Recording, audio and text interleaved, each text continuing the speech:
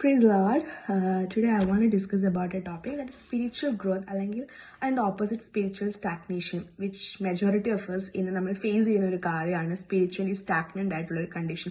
ഒരിടത്ത് തന്നെ നിൽക്കുക, നമുക്ക് അവിടെ നിന്നൊരു ഗ്രോത്ത് ഉണ്ടാവാൻ പറ്റുന്നില്ല. സോ റെവല്യൂഷൻസ് ചാപ്റ്റർ 3 ലവോദിക്ക സഭയിലെ ദൂതൻ എഴുതുക ഇങ്ങനെ പറയുന്നുണ്ട്, ശീതവാനുമല്ല ഉഷ്ണവാനുമല്ല ശീതോഷ്ണവാനായി പോകുന്ന ഒരു കണ്ടീഷൻ. അവിടെയും ഇല്ല ഇവിടെയും ഇല്ല, പക്ഷെ അതിന് മിഡിലിൽ കൂടി പോകുന്ന ഒരു കണ്ടീഷൻ. അതാണ് majority of us including me, നമ്മളിപ്പം മോസ്റ്റ് ഓഫ് us സഫർ ചെയ്യുന്ന ഒരു കാര്യം. And that is one of the most dangerous thing. അത് അവിടെയും ഇല്ല ഇവിടെയും ഇല്ലാത്തൊരു കണ്ടീഷൻ. സോ അതിനെ നമുക്ക് എങ്ങനെ ഓവർകം ചെയ്യാം, അല്ലെങ്കിൽ ആ ഒരു സ്റ്റാഗ്നന്റ് ഫീലിംഗ് നിന്ന് എങ്ങനെ ഒരു ഗ്രോത്ത് നമുക്ക് എങ്ങനെ അതിനെ ഓവർകം ചെയ്യാം. സോ സ്പിരിച്വൽ ഗ്രോത്ത് എന്ന് പറയുന്നത് it does not happen by accident. It requires discipline and surrender. അതൊരു പെട്ടെന്ന് നടക്കുന്ന ഒരു കാര്യമല്ല സ്പിരിച്വൽ ഗ്രോത്ത്. അതിന് നമ്മളെ തന്നെ ഒത്തിരി ഡിസിപ്ലിൻ ചെയ്യേണ്ട ആവശ്യമുണ്ട്, നമ്മളെ തന്നെ ദൈവസന്നിധിയിൽ സറണ്ടർ ചെയ്യേണ്ട ആവശ്യമുണ്ട്. കമ്മിങ് ടു ഡിസിപ്ലിൻ, നമുക്കെല്ലാം അറിയാം, ഒരു ഹൈ ലെവൽ, ഒരു ഹയർ അതോറിറ്റിയിൽ നമ്മൾ പോകുമ്പം, അല്ലെങ്കിൽ ഒരു പെർട്ടിക്കുലർ ഇന്റർവ്യൂവിന് നമ്മൾ പോകുമ്പം we are so much discipline. നമ്മൾ പഞ്ച്വൽ ആയിരിക്കും, നമ്മുടെ ഔട്ട്ഫിറ്റ് ആയിക്കോട്ടെ എല്ലാം നമ്മൾ അവരുടെ ഒരു ഡിസിപ്ലിനിലായിരിക്കും നമ്മൾ പോകുന്നത്. So if it's like that, നമ്മൾ ദൈവസന്നിധിയിൽ വരുമ്പം എത്രയധികം ദൈവസന്നിധിയിൽ എന്ന് പറയുമ്പോൾ നമ്മൾ ചർച്ചിൽ പോകുമ്പോൾ അല്ലെങ്കിൽ പ്രാർത്ഥിക്കുമ്പോൾ മാത്രമല്ല, ഇന്ന ഡേ ടു ഡേ നമ്മുടെ പേഴ്സണൽ ലൈഫ് ആയിക്കോട്ടെ, നമ്മുടെ പബ്ലിക് ലൈഫ് ആയിക്കോട്ടെ, പ്രൊഫഷണൽ ലൈഫ് ആയിക്കോട്ടെ, അവിടെയെല്ലാം നമ്മൾക്ക് ഒരു ഡിസിപ്ലിൻ ആവശ്യമാണ്. നമ്മൾ മറ്റുള്ളവരെ പോലെ അല്ല. So we need to discipline ourselves. നമ്മളുടെ ലൈഫിനെ നമ്മളൊന്ന് ഡിസിപ്ലിൻ ചെയ്യണം. 1 Timothy 4:7 പറയുന്നുണ്ട്, discipline yourself for the purpose of godliness. ദൈവത്തിന്റെ ഗോഡ്ലിനെസ്സിന് വേണ്ടി നമ്മളെ തന്നെ ഡിസിപ്ലിൻ ചെയ്യേണ്ടത് വളരെയധികം അത്യാവശ്യമാണ്. സോ നമ്മളെ ഡിസിപ്ലിൻ ചെയ്യുമ്പോൾ നമുക്ക് സ്പിരിച്വലി കുറച്ചുകൂടെ വളരാൻ കഴിയും. കൊളോസിയൻസ് 4:2 പറയുന്നുണ്ട്, പ്രാർത്ഥനയിൽ ഉറ്റിരിപ്പീൻ, കണ്ടിന്യൂ സ്റ്റെഡ്ഫാസ്റ്റ്ലി ഇൻ പ്രേയർ. നമ്മൾ പ്രാർത്ഥനയിൽ ഉറ്റിരിക്കുന്നവരായിരിക്കും. ഒരു weak prayer life indicates a weak spiritual life. So നമ്മൾ പ്രാർത്ഥനയിൽ ദൈവസന്നിധിയിൽ കൂടുതൽ സമയം പ്രാർത്ഥിക്കാം. പ്രാർത്ഥന എന്ന് പറയുമ്പോൾ നമ്മൾ ദൈവമായിട്ടുള്ള കമ്മ്യൂണിക്കേഷനെ കാണിക്കുന്ന കാര്യമാണ്.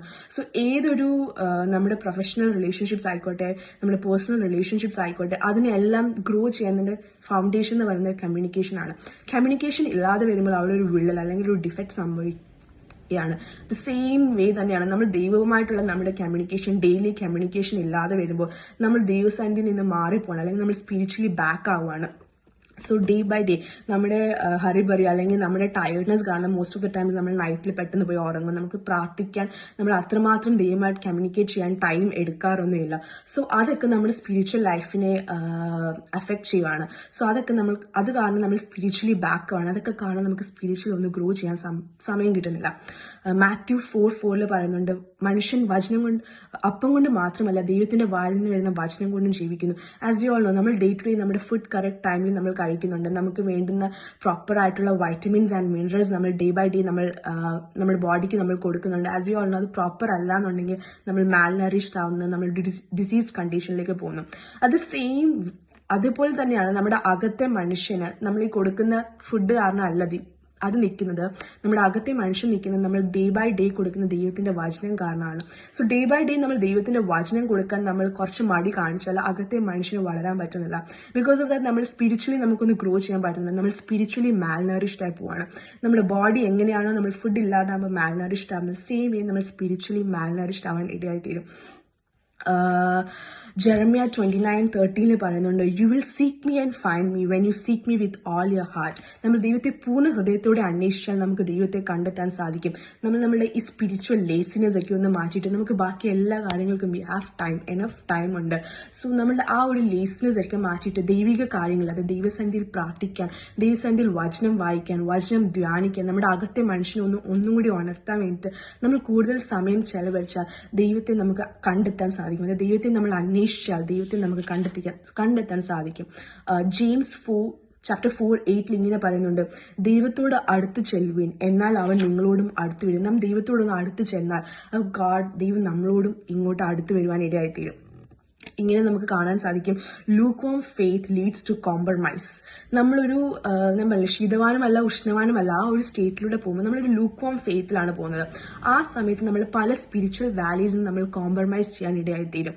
നമ്മളുടെ സ്പിരിച്വൽ കോർ വാല്യൂസിനെ, there are times when I also did like that. ഇപ്പൊ ചെയ്താൽ കുഴപ്പമില്ല ഞാൻ പിന്നെ പ്രാർത്ഥിച്ച് ശരിയാക്കാം. നമ്മൾ ആ ഒരു കോംപ്രമൈസിന് ഇടയായിത്തീരും. സോ നമ്മുടെ ഡേ ടു ഡേ ലൈഫിൽ നമുക്ക് ആ സ്പിരിച്വലി ആ ഗ്രോത്ത് അല്ലെങ്കിൽ നമ്മൾ ആ സ്റ്റാഗ്നന്റ് ആയിട്ട് നിൽക്കുന്ന കാരണമാണ് നമ്മൾ പല കോംപ്രമൈസും നമ്മുടെ സ്പിരിച്വൽ ലൈഫിൽ ചെയ്യുന്നത്.